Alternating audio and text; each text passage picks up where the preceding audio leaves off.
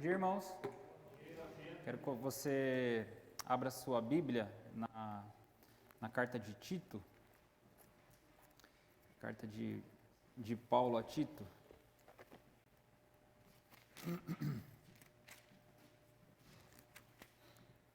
Tito é imediatamente após 2 Timóteo. 1 Timóteo, 2 Timóteo, Tito, antes de Filemão.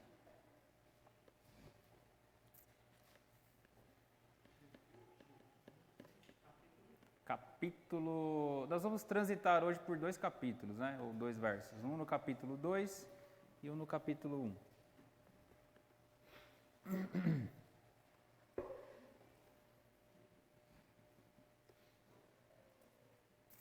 Bom, como os irmãos sabem, nós estamos falando este mês, Semeando a Esperança. Esse é o tema, né, da escola dominical da classe dos adultos.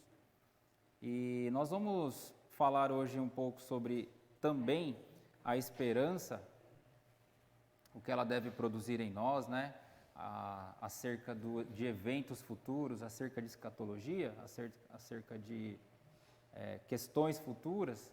Talvez seja esse o grande aspecto da esperança, mas também pensando na graça. Então, eu gostaria de trazer essa proposta para os irmãos, essa ideia. Obrigado, Almir. Da graça de Deus vinculada à nossa esperança também. E essa ideia que o apóstolo Paulo traz para Tito, da graça vinculada à esperança, ela está vinculada no capítulo 2, né? Então, hoje nós vamos aprender algumas lições sobre o que a graça de Deus tem a nos ensinar. E dentro dessas lições, nós vamos aplicar também e conceituar como que a esperança, ela também pode ser uma atitude nossa em relação a Deus, mediante a graça. A graça de Deus também age na esperança da vida do crente. A graça faz isso. Ela faz outras coisas também, né? Às vezes nós usamos o termo graça de uma forma muito, talvez simples, alguém falou simples, limitada, restrita, mas a graça de Deus, ela é uma ação soberana de Deus nas nossas vidas, ela é uma disposição de Deus de nos dar salvação através da graça dele, e de nos conceder bênçãos, e de nos conceder até dificuldades também por causa da graça. A graça, se você vai estudar lá, por exemplo, a reforma protestante, ela é um dos 5 pontos também dos solas, né? Ela é um dos 5 solas lá também, sola gratia, né? Somente a graça de Deus na nossa vida. A graça, ela aniquila as obras. A graça aniquila a lei. Homer, muito obrigado. Suquinho de laranja vai bem também, né? Não, a água está excelente. E depois também vai estar abençoada a água aqui, quem quiser, tá? Pode. Então, a graça de Deus, ela aniquila toda forma de esforço humano. A graça de Deus também faz isso. Então, às vezes, vem pessoas na igreja e falam, nossa, hoje eu vou... Né? A pessoa se esforça para vir, ela acorda cedo, ela toma um banho, ela põe a melhor roupa, ela separa o dízimo e tal. E ela já lê a Bíblia antes de vir aprender, né? Já treina antes do treino. E aí ela pensa, estou bem com Deus. Não, a graça de Deus nos deixa bem com Ele. A graça dele faz isso. E aí nós vamos aprender um pouco sobre a esperança baseada na graça de Deus também. Então vamos ler os textos? Os textos, eles estão em Tito, capítulo 2, e os versos que a gente vai transitar aí é do 11 até o 14, tá bom? Tito 2, do 11 ao 14. Porquanto a graça de Deus se manifestou salvadora a todos os homens, educando-nos para que, renegadas a impiedade e as paixões mundanas, vivamos no presente século sensata, justa e piedosamente, aguardando a bendita esperança e a manifestação da glória do nosso grande Deus e Salvador, Cristo Jesus, o qual a si mesmo se deu por nós, a fim de remir-nos de toda a iniquidade e purificar para si mesmo um povo exclusivamente seu, zeloso de boas obras. E o segundo texto é apenas o verso 2 do capítulo 1. Então, capítulo 1, verso 2, de Tito ainda, tá bom? Só voltar uma folha aí. Na esperança da vida eterna, que o Deus, que não pode mentir, prometeu antes dos tempos eternos. Então, a gente vai, irmãos, estudar, né, conversarmos aqui sobre o capítulo 2, mais sobre o capítulo 2, e depois eu vou entrar no verso 5, para nós falarmos alguns aspectos das promessas de Deus lá atrás. E eu falo lá atrás, de acordo com o verso, nos tempos eternos. Não estou nem falando de Antigo Testamento. Em algum tempo na eternidade, Deus fez algumas promessas e Ele tomou algumas decisões. E o que isso nos faz agora na vida futura, no presente e na vida futura? A gente vai tentar conversar sobre isso e sobre o caráter de Deus, no verso 5 também. O Deus que não pode mentir. Vamos falar do caráter de Deus, então, sobre isso. Tudo ligado com a esperança. Não é? Muito bem. Então, lidos os versos, vamos lá. Irmãos, o período que essa carta foi escrita foi um período bem complicado também, lá na região da Ásia Menor. Era um período onde o mundo experimentava todo tipo de imoralidade, de prostituição, de orgia. Não, mas agora também, né? Agora não está nada diferente. Lá no passado também, eles já passavam por isso. E aí, se você for ler o verso 12 do capítulo 1, olha só o que as pessoas diziam sobre a sociedade cretense, né? Tito estava na ilha de Creta e até um cidadão, um profeta daquela cidade, nem alguém da igreja, não era alguém da igreja acusando a sociedade, não era um membro da igreja dizendo que o mundo era imoral, que o mundo era pervertido, que as pessoas não são de confiança, que as pessoas mentem. Era um profeta da cidade, alguém ligado à religião, claro, mas não ligado à igreja do Senhor. Olha o que ele fala no verso 12. Foi mesmo dentre eles um seu profeta que disse: cretenses, sempre mentirosos, feras terríveis, ventres preguiçosos. E o apóstolo Paulo confirma a verdade desse homem. A visão que esse homem tinha sobre a sociedade cretense, o apóstolo Paulo, o evangelista, o pregador, o apóstolo, ele confirma, ele diz no verso 13, tal testemunho é exato. O que falam sobre os cretenses, sobre a sociedade cretense, é verídico.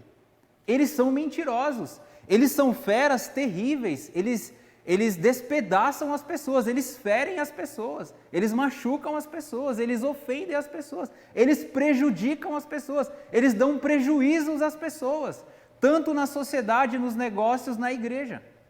Esse é o perfil dessas pessoas. Hoje em dia existem pessoas assim? Você se relaciona com pessoas assim? Provavelmente você se relaciona, eu e eu nos relacionamos.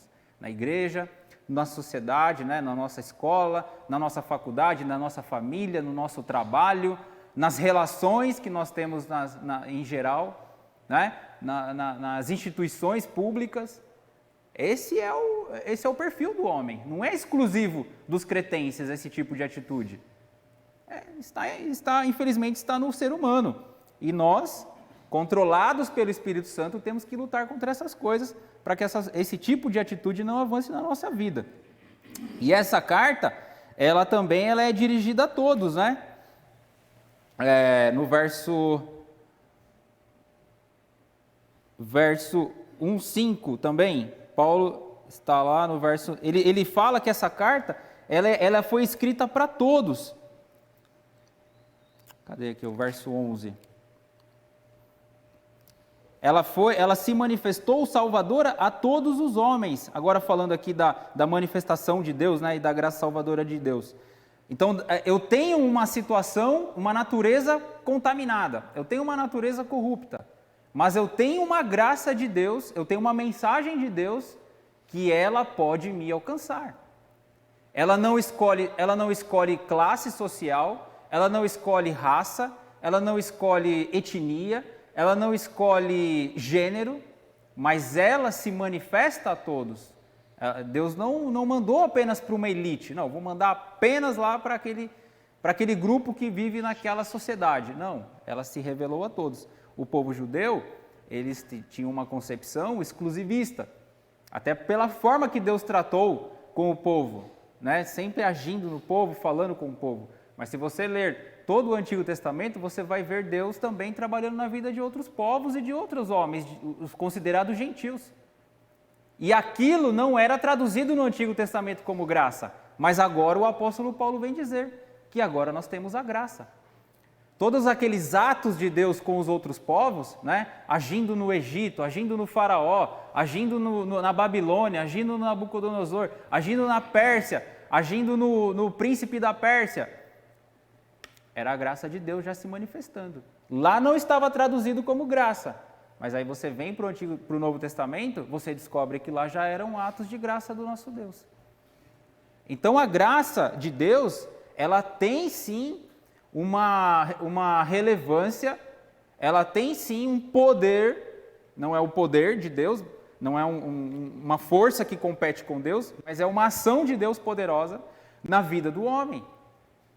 É uma ação de Deus. E nós vamos perceber então como que essa graça ela age na vida. Tá bom? Então o verso 11 diz assim: portanto, ou porquanto, a graça de Deus se manifestou salvadora a todos os homens.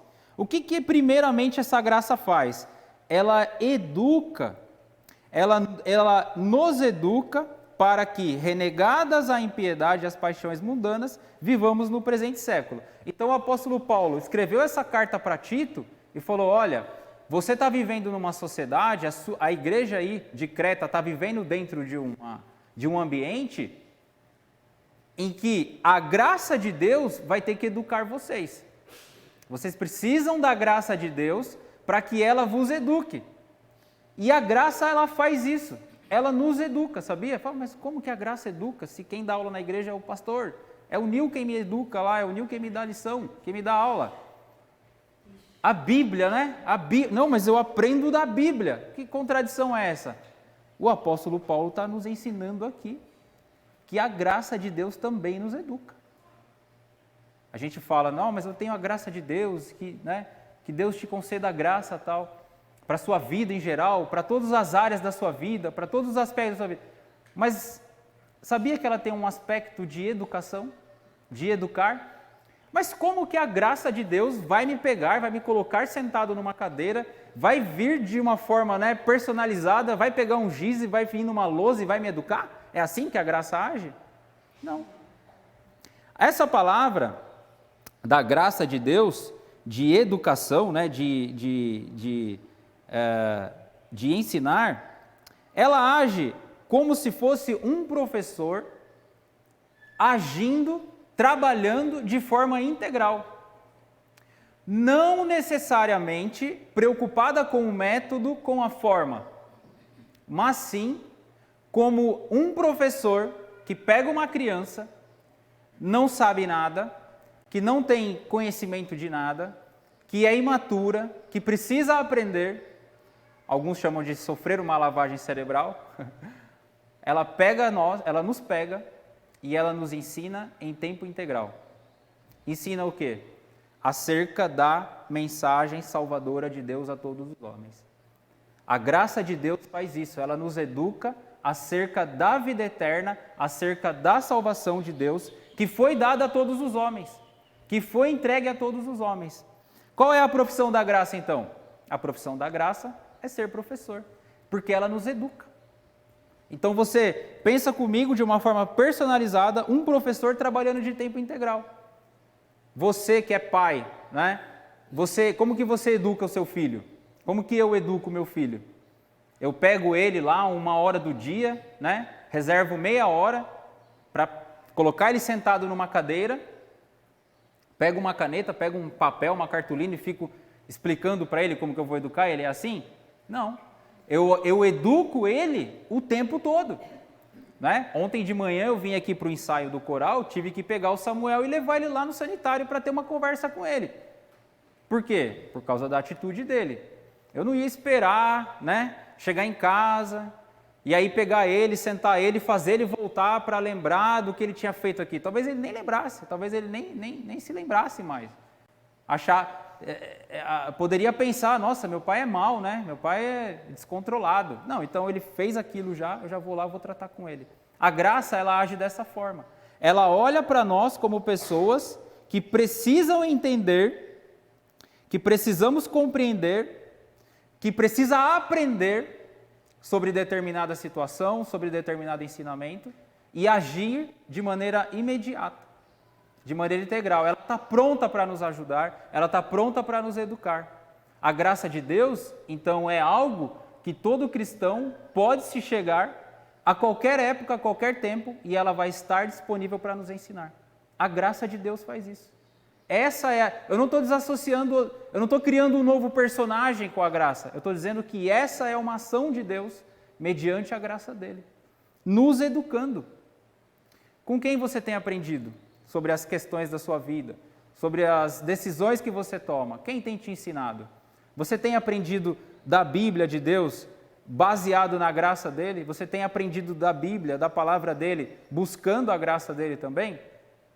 Ela é um ponto importante na salvação. É através da graça de Deus que ele age na nossa vida, no seu coração. O Espírito Santo age, a graça também. Ela traz a luz, ela traz o entendimento, para que nós possamos aprender do Senhor. Então essa é uma das funções da graça. E o que essa graça ensina? Essa graça, ela tem algo para ensinar, ela também tem formas de ensinar. O que ela ensina? Ela ensina a renunciar algo. A renunciar o quê? A impiedade. Ela vai nos ensinar a renunciar ou a renegar as paixões mundanas. Então, eu vivo numa sociedade onde eu faço parte dela. Se eu não fizer parte dessa sociedade, como que eu vou viver? Eu vou criar uma outra sociedade? Eu vou ser uma outra sociedade dentro de uma sociedade? Não. O funcionamento da sociedade caminha para um objetivo, caminha para um alvo. Não estou nem julgando se é certo ou errado. Mas o que o apóstolo Paulo está dizendo aqui é que nesse caminhar, ali eu vou satisfazer os desejos da minha carne e vou satisfazer os objetivos do caminho dessa sociedade, que é o quê? Viver impiamente e viver debaixo das paixões carnais.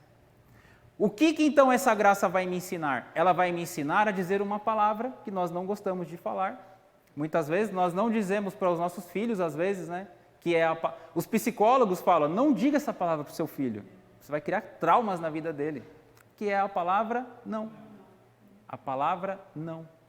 Então a graça vai nos educar a falar não. Para o quê? Para a impiedade.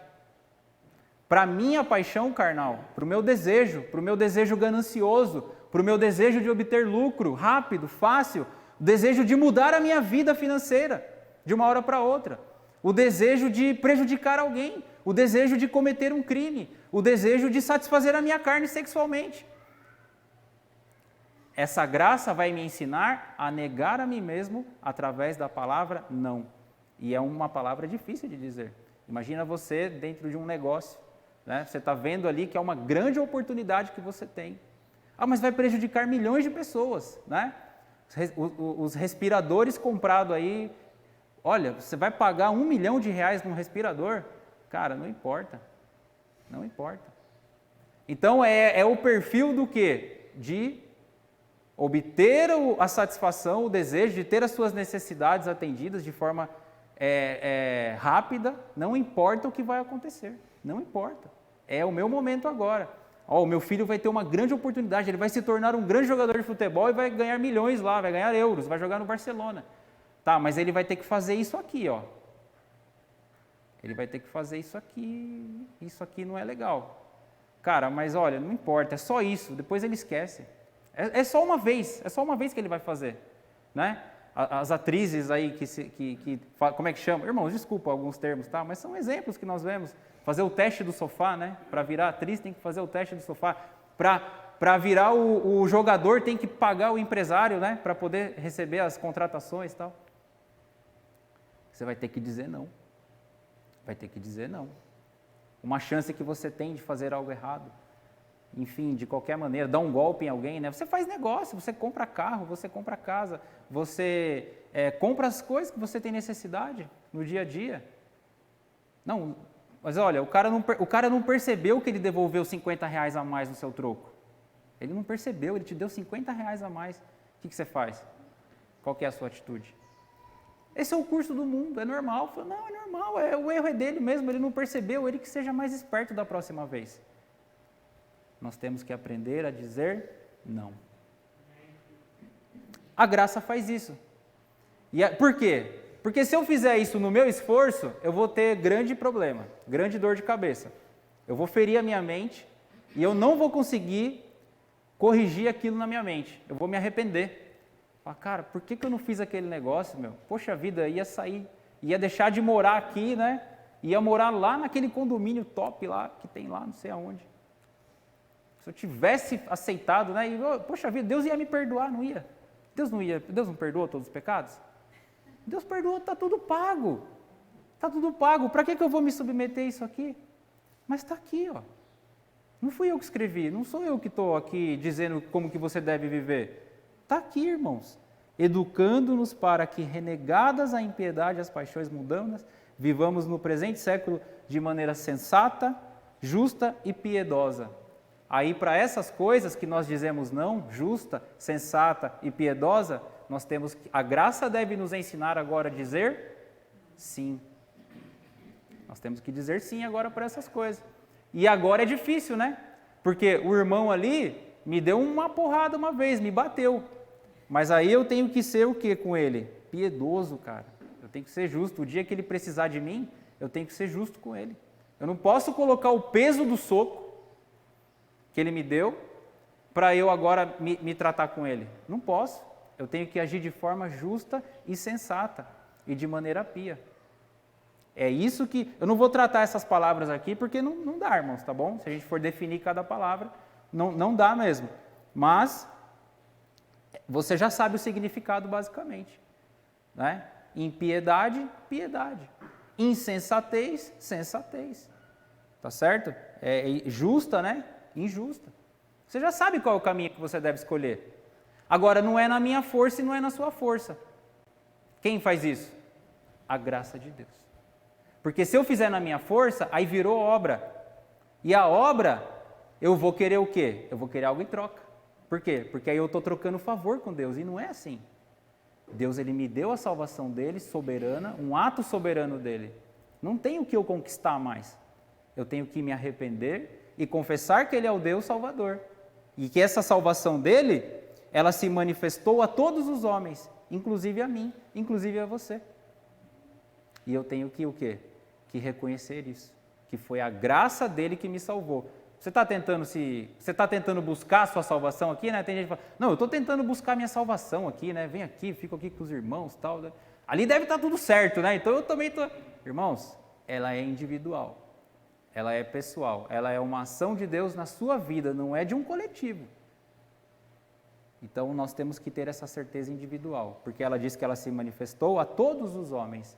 E não é apenas homens, né? Aqui você entende que é todas as pessoas. Então ela instrui isso. E aí, o verso 11 também é interessante, por quê? Porque essa palavra, portanto, né? O Nil, o Almir já falaram também outras vezes, o pastor, ela significa uma espécie de um efeito, né? De uma conclusão de algo que ele já falou no passado. Então, se você pegar aqui com quem que o apóstolo Paulo estava conversando, pela carta, ele estava conversando com os idosos da igreja, ele estava conversando com os jovens da igreja, com os homens da igreja, com as mulheres da igreja, com as mulheres casadas da igreja, com as moças da igreja. Vocês estão lidando com pessoas na sociedade que são feras perigosas, que são ventres preguiçosos, que não gostam de trabalhar. Qual vai ser a atitude de você, jovem? Da igreja. Aqui não tem jovem, né? Os jovens estão em outra sala. Tem poucos jovens aqui, jovens poucos mais velhos. Jovem, como que você vai viver na sociedade, jovem? Marido casado. A sociedade permite que você tenha mais mulheres, se você quiser. Você está insatisfeito com a sua mulher? Ela não está te satisfazendo mais? Você já entrou na monotonia da vida com ela? Vai lá, vai como é que chama lá, no culto pagão lá é cheio de prostituta, tem 1000 prostitutas sacerdotais lá. E quando você tiver o ato sexual com ela, você não vai estar profanando nada não, porque é um culto. Quando você transa com uma prostituta do templo, você não está cometendo o adultério. Você está fazendo um culto a um Deus. Você está prestando um culto a um Deus. Desculpa a forma grosseira que eu falei. Mas, irmãos, você está prestando um culto a Deus. Já pensou o homem com essa consciência? Cara, tô feito. Ele alimenta os prazeres da carne, ele alimenta todos os desejos dele, ele vai lá, se satisfaz e não cometeu adultério. E aí Paulo está falando para os homens, vocês vão compartilhar, vocês vão compactuar da mesma sociedade dos cretenses, que são feras perigosas, que são mentirosos, que são ventres preguiçosos. Então corrige isso, ou anda na contramão disso, falando não para essas coisas. Então, irmãos, resumindo, os homens dos dias de Tito eram ávidos a buscar a imoralidade. Nós não podemos olhar os homens da nossa era, e nós temos que buscar ser diferentes deles, renegando toda forma de impiedade, toda forma de paixão que nos leva para longe de Deus, tá bom? Então a graça também, ela é a nossa professora apta para nos ensinar a viver da forma que o Senhor quer que vivamos aqui. A graça de Deus, ela é apta para isso, tá bom? Então, o que essa graça faz, né? Também, no verso 13 agora, né? Ela nos ajuda a guardar a bendita esperança e a manifestação da glória do nosso grande Deus e Salvador Jesus Cristo. Irmãos, os queridos aqui que trouxeram as outras aulas já falaram bastante sobre esperança. Onde colocar a sua esperança, de não ter a esperança aqui, de não ter ali, de ter na coisa certa, no lugar certo. E eu vou reforçar a mesma coisa. Essa esperança, irmãos, que nós temos, não deve ser a mesma esperança do homem moderno. Não deve ser a esperança que nós temos, da qual nós aprendemos na escola, na escola da vida, na vida secular. Já ouviram falar sobre a monotonia da vida? Qual que é a monotonia da vida? O homem nasce, cresce, se reproduz e morre. Essa é a monotonia da vida. Só que, qual que é o grande objetivo da vida? É o homem nascer, crescer, se desenvolver, adquirir todo tipo de bens e fortuna que ele puder, agregar para si, para que ele deixe tudo para os filhos e vá morrer tranquilo. Não é esse o grande objetivo da sociedade? Então esse é o grande objetivo. Eu vou crescer, vou me desenvolver, vou estudar o máximo que eu puder. Estudar sempre é bom, só precisa tomar cuidado com os objetivos negativos que isso possa trazer. Você colocar na coisa certa, ótimo, avance e se desenvolva o máximo que puder. Mas não pensando nesse objetivo de você sair de maneira insensata e adquirir tudo aquilo que o Senhor não tem para você.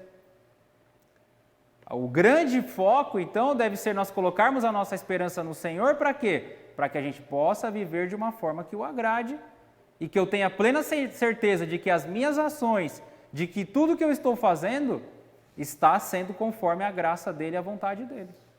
Então eu coloco a minha esperança onde? Naquilo que realmente vai me dar certeza para o futuro. Os grandes intelectuais da sociedade, eles não admitem Deus.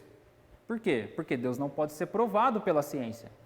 Né? Uma pessoa normal, intelectual, que se diz ateu ou agnóstico, enfim, olha, não dá para provar Deus. Como que eu posso ter certeza de que Deus existe para eu acreditar nele? Só que ele também sabe que ele não pode negar a existência. Ele também não pode fazer isso. Então é um ato de fé. É um ato da graça crer no Senhor. É um ato de fé mesmo. E a fé é o quê? É a prova das coisas que não se veem. E a fé e a esperança quase são a mesma coisa. É que a fé tem o peso do crer, né? No sentido de que aquilo que eu não tenho controle nenhum, eu não tenho gestão de nada daquilo, Deus providenciou. A esperança, ela é baseada numa promessa que já foi feita. E eu vou crer nisso também para o futuro. É aquela expectativa. É aquilo que vai me dar motivação para continuar seguindo. Algo que eu não estou vendo, estou caminhando aqui com os olhos vendados. Isso é a esperança que vai na contramão do homem moderno. O homem moderno ele tem que ver tudo, ele tem que controlar tudo, ele tem que ter a gestão de tudo, para que tudo funcione conforme ali a sua forma de conduzir as coisas. Então, a esperança é no que eu estou vendo, certo? A esperança é no que eu estou tendo controle, no que eu estou tendo domínio, no que eu posso ver. Eu não preciso ter esperança para ver que o Eliezer está de camiseta amarela. Mas se um dia Deus falou assim, olha, um dia você vai ver o fulano de camiseta amarela, aí eu vou ter que, eu vou ter que pensar bastante e depender da graça dele para eu poder ter essa esperança que eu vou ver o Cristo lá de camiseta amarela um dia. O Eliezer, de camiseta amarela. Eu tenho a esperança que eu vou encontrar o meu Salvador, aquele que morreu, e que a própria sociedade conta a história. A sociedade, a nossa sociedade, que é uma forma de prova, fora da Bíblia, conta a história da morte de Cristo e da ressurreição dele. A Bíblia atesta, a Bíblia comprova. A Bíblia é o livro que o Senhor nos deixou para que a gente pudesse ter certeza. Se tivesse, na época que já acontecesse as gravações, se tivesse gravado, também Deus teria usado esse método. Não, pode gravar. Aí a gente já fala assim, não, isso aí é fake, isso aí é montagem, né? Não é assim que a gente faz hoje? A justiça não usa os vídeos, as imagens, porque eles partem do princípio que pode ser montado, pode ser... Aí tem que passar pela perícia para ver se tudo aquilo realmente é verdade, se não foi uma montagem, se criou-se provas. A gente sabe que é assim que funciona.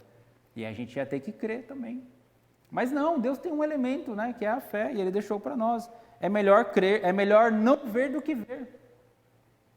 Eu quero crer, não quero ver. Muito bem. Então nós temos que ter a esperança diferente da do homem. A esperança, essa bendita esperança dessa manifestação, essa expectativa de ver o nosso Deus se revelando. Nós temos que ter essa esperança então. Eu vou falar curtamente sobre esse verso, por quê? Porque agora eu quero ir lá para o Tito capítulo 1, verso 5, que são os 2 versos, e falar também de 2 pontos aqui. Nós temos que... O verso 5, tá bom? Do capítulo 1. Olha só o que...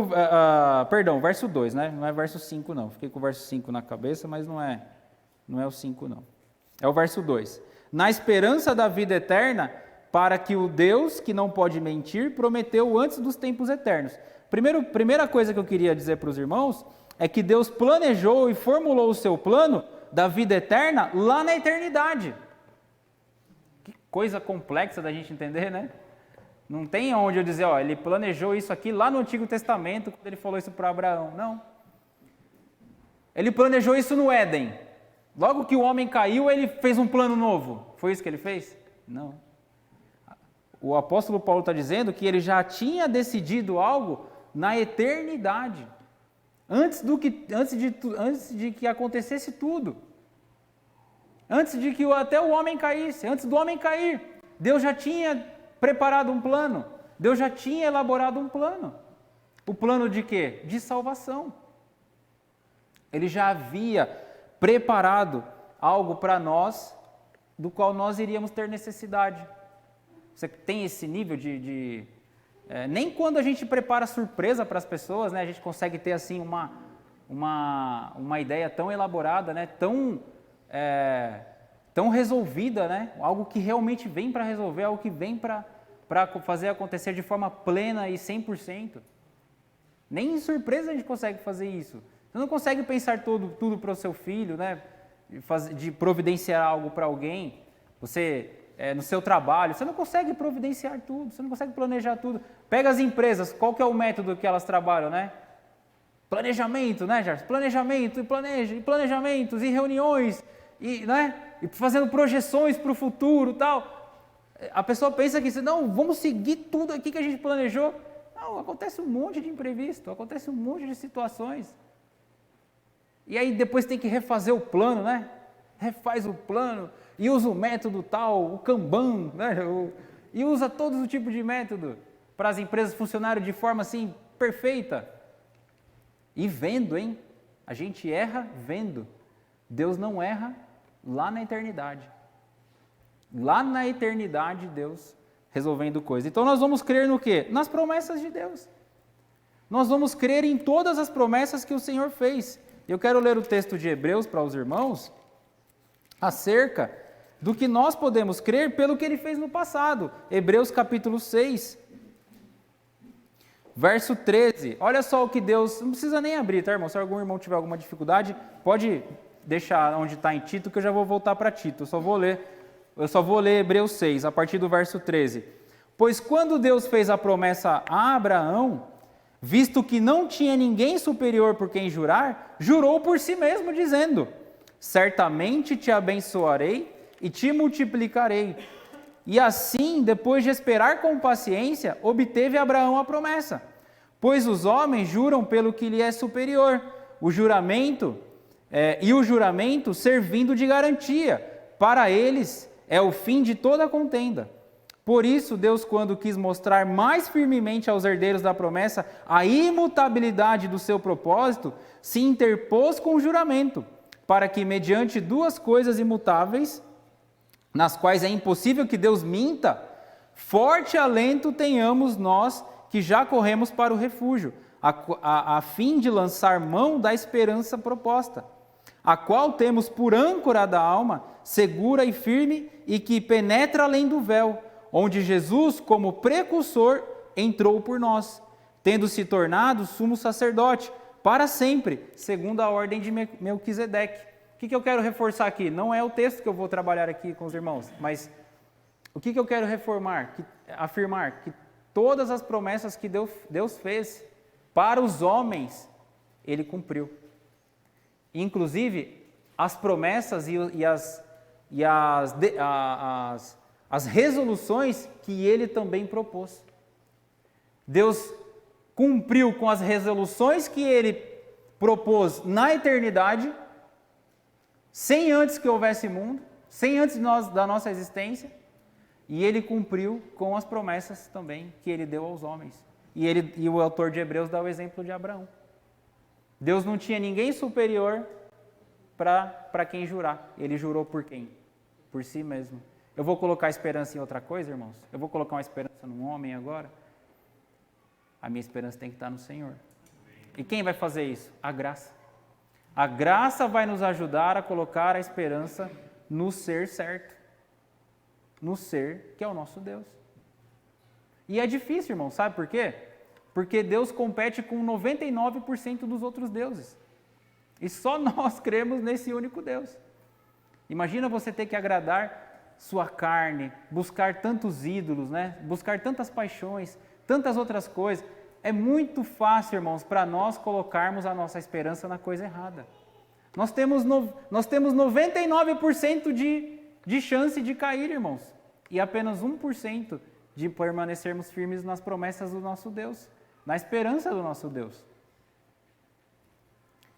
Espero que você tenha entendido meu exemplo. Então, irmãos, nós vamos crer no que Deus fez no passado. E nós vamos acreditar no caráter do nosso Deus. Olha só o que Paulo fala. O Deus que não pode mentir. Eu já menti, irmão, sabia? Já menti. Não, eu já menti aqui na igreja. Vai cair um fogo aqui agora, vai me consumir. Vou até ficar mais úmido agora aqui. Vou ver se a umidade... Vou ver se a umidade me protege agora um pouco aqui. Irmãos, é a misericórdia de Deus que não me mata, né? Que não me consome. Qual que é o verso lá?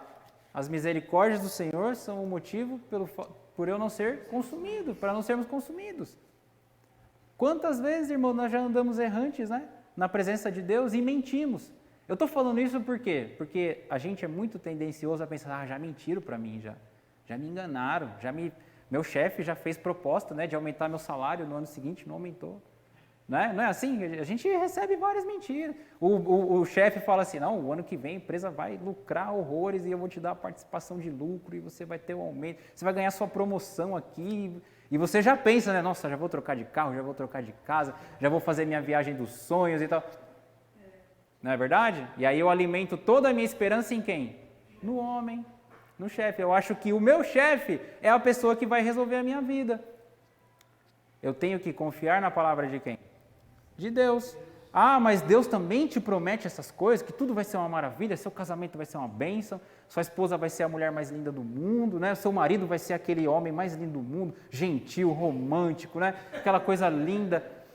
Né? O meu trabalho vai ser o melhor trabalho do mundo, eu vou trabalhar na melhor empresa do mundo, né? O meu carro vai ser o melhor, a minha casa vai ser a melhor, as minhas roupas vão ser as melhores, os meus filhos vão ser os melhores filhos do mundo. É isso que, né? É isso que eu vou crer? Aí quando eu pensar de forma sensata, que o apóstolo Paulo fala para a igreja de Creta, pensa de forma sensata. Aí quando você pensa de forma sensata, você percebe que toda essa coisa que você projetou, você olhou que alguém mentiu para você. E sabe quem foi? Você mesmo. É até insano pensar que tudo vai ser tão perfeitinho assim, né? Irmãos, é injusto você colocar esperança no homem. É injusto eu ficar pensando que o Nil vai me convidar todo domingo para almoçar na casa dele. É injusto fazer isso com ele. Faz tempo que você não me chama, hein, para comer lá na sua casa. É injusto eu ficar pensando na comida da Lindomar. A Lindomar não pode ficar fazendo mocotó todo domingo, né? A Lindomar não pode ficar fazendo feijoada, né, André, todo domingo. Só para satisfazer os meus desejos. É injusto eu fazer isso com ela. Estou dando o exemplo. Eu não posso, irmãos, projetar algo de melhor para a minha vida na vida do próximo. É injusto. Eu não posso fazer isso, eu não posso criar uma grande expectativa de que aquela pessoa vai resolver algumas questões da minha vida. Eu estou mentindo para mim mesmo. Então, eu não posso acreditar nas minhas mentiras, de que achar que algo que vai ser resolvido baseado em situações, em coisas que eu possa resolver. Eu não posso crer também nas promessas dos outros. Não significa que agora eu vou pensar que todo mundo é mentiroso. Não estou dizendo isso. Eu estou dizendo que quem vai promover qualquer bondade que você puder na sua vida, por mínima que seja, ó, estou com uma meia nova, por mínima que seja. Cara, ganhei um oi hoje de uma pessoa que eu nem imaginava. Alguém me mandou uma mensagem de alguém que nem falava mais comigo. É a graça de Deus, é a bondade de Deus operando na nossa vida. Então eu penso da seguinte forma, que qualquer situação de bondade que possa chegar, por mínima que seja, eu tenho que pensar que o Deus que não mente é quem eu devo confiar. É o Deus que não mente. Então o caráter de Deus é de alguém imutável, né? Lá em Hebreus diz de imutabilidade, de alguém que dá uma promessa e não muda de acordo com as situações. Você já recebeu uma promessa e a promessa mudou de acordo com as situações? Não é? Mudou. Tem gente aqui, não sei, né? Talvez aplica dinheiro em alguma ação, em alguma coisa. Aí o corretor lá que te vende a ação, ele fala assim, ó, em 10 anos isso aqui vai estar valendo, 1000% a mais, cara. Você fala, cara, é aí que eu vou colocar meu dinheiro, cara. 1000%, pô, vou poder fazer minha viagem para Jerusalém, vai ser tudo beleza. Nesses 10 anos aconteceu 1000 coisas. O banco pegou fogo, teve uma guerra mundial, né? A moeda desvalorizou, tal. Pandemia. Aí você volta 10 anos depois, tem 50% a menos do que você investiu. E aí? Você vai matar o cara você vai matar o corretor lá, o investidor que te apoiou para investir? As coisas aconteceram que mudaram as situações. Mas e Deus? Quando Deus criou o mundo, quando Deus criou tudo isso aqui para a gente viver, quando Ele criou o homem, quando o homem caiu, quando Ele fez lá a provisão da salvação já para Adão e Eva, aconteceram milhões de coisas, né? Muitas situações, os juízes, os profetas, os reis, os rabinos, Jesus, o futuro. Ele mudou alguma coisa?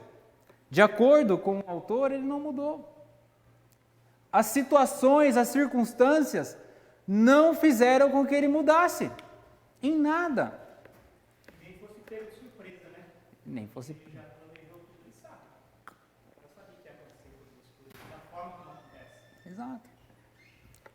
Então, irmãos, eu vou ter segurança nesse Deus ou não? Eu vou ter segurança. Para a sociedade, para o homem, é loucura, né? O que nós estamos fazendo aqui.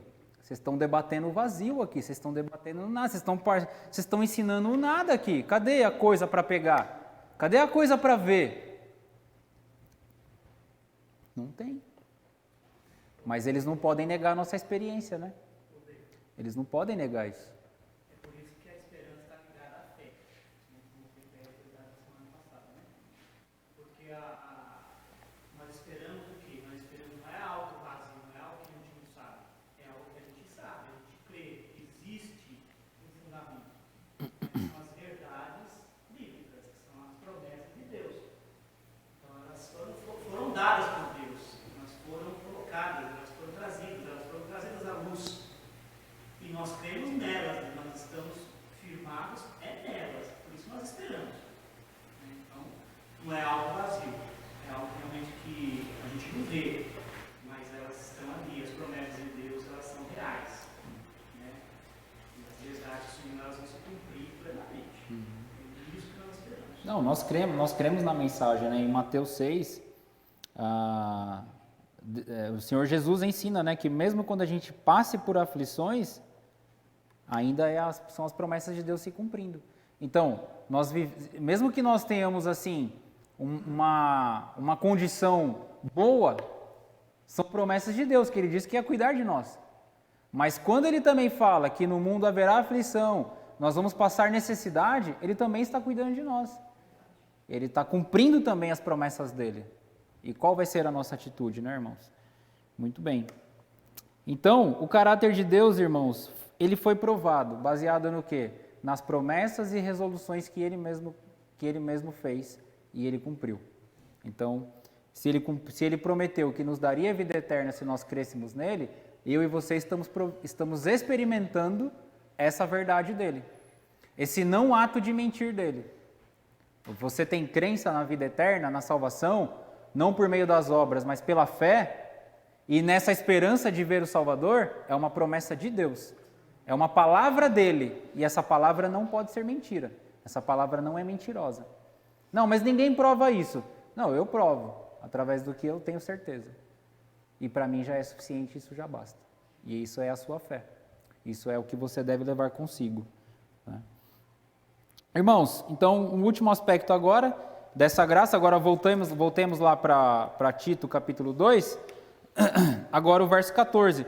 O qual a si mesmo se deu por nós, a fim de remir-nos de toda a iniquidade e purificar para si mesmo um povo exclusivamente seu, zeloso de boas obras. Irmãos, a graça de Deus, ligada com a esperança, ela também nos liberta do pecado.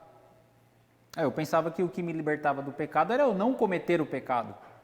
Quando você não comete um pecado, é a graça de Deus atuando na sua vida.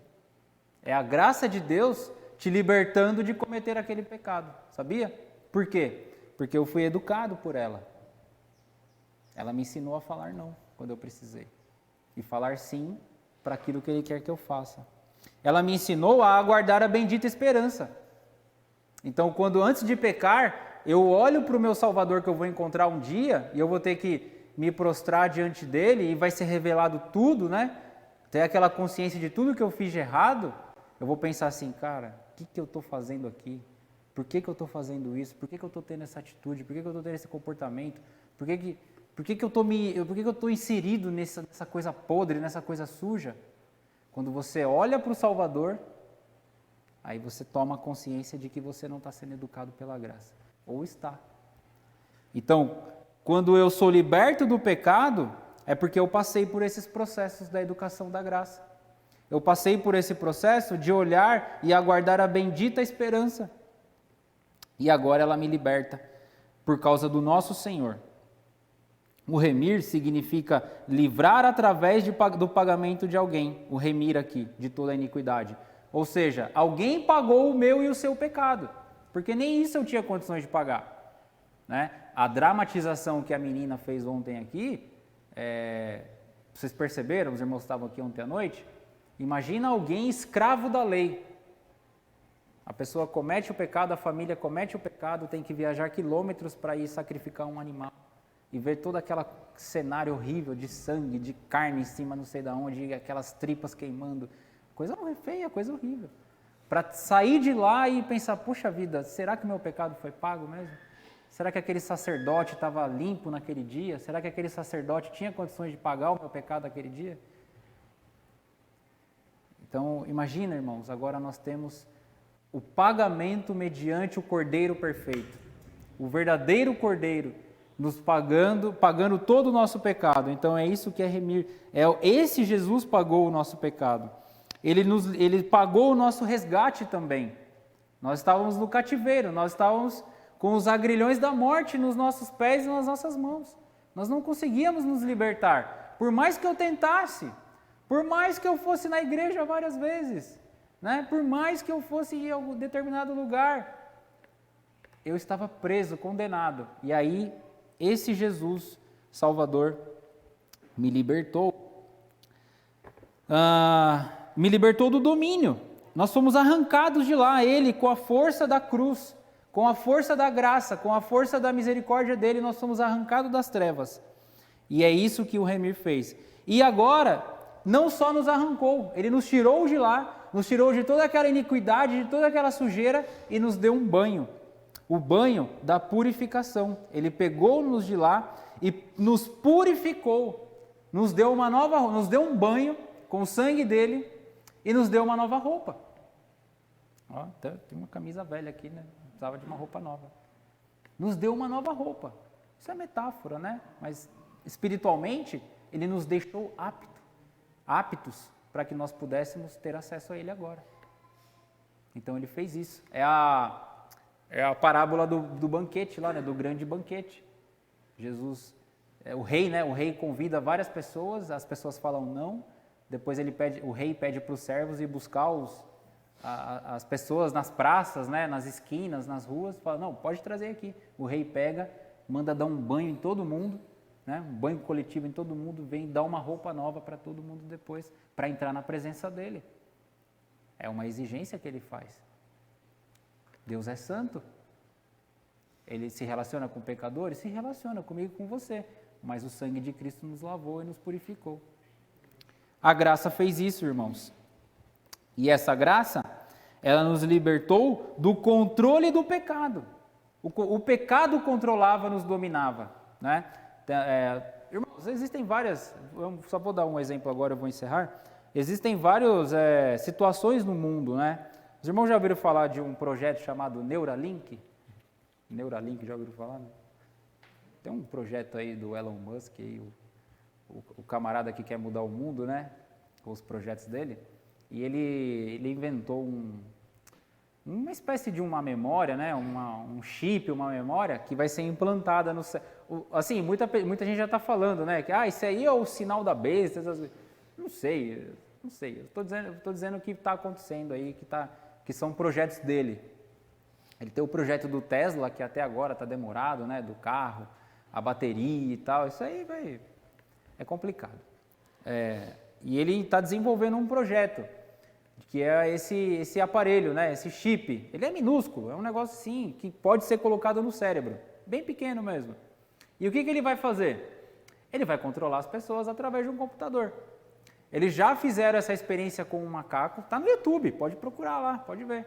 Eles fizeram essa experiência com um macaco, e o macaco joga videogame.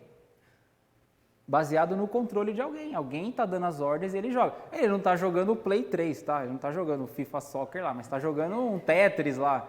Está jogando um negócio 2D, uma coisa bem simples. Mas está jogando. Já tem alguém dando, né? Emitindo as ordens para ele. Ou seja, estão controlando. O pecado fazia isso comigo e com você. Ele nos controlava, ele era o nosso Senhor. Ele era quem dominava a minha vida e a sua vida. Então a graça fez o quê? Ela nos libertou. Ela nos libertou. E aí, irmãos, todo tipo de sentimento, né, todo tipo de emoção, de sensibilidade, de percepção humana, ela era toda torta, né, toda estranha.